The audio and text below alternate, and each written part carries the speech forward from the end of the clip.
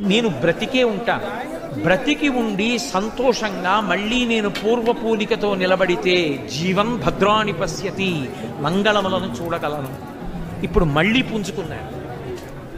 మీకు తెలుసు, తర్వాత సీతమ్మ తల్లి దర్శనం చెయ్యగలిగారు మహానుభావుడు. ఆవిడ అనుగ్రహంతో చెయ్యగలిగారు.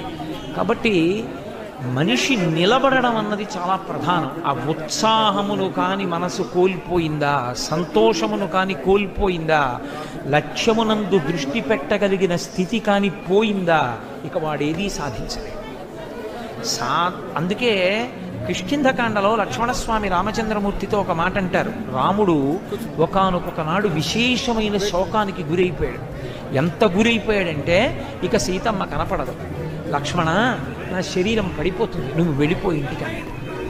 అప్పుడు లక్ష్మణస్వామి ఒక మాట చెప్పారు. ఉత్సాహో బలవాన్నార్యా నాస్తుత్యాహ పరం బలం, స్వోత్సాహ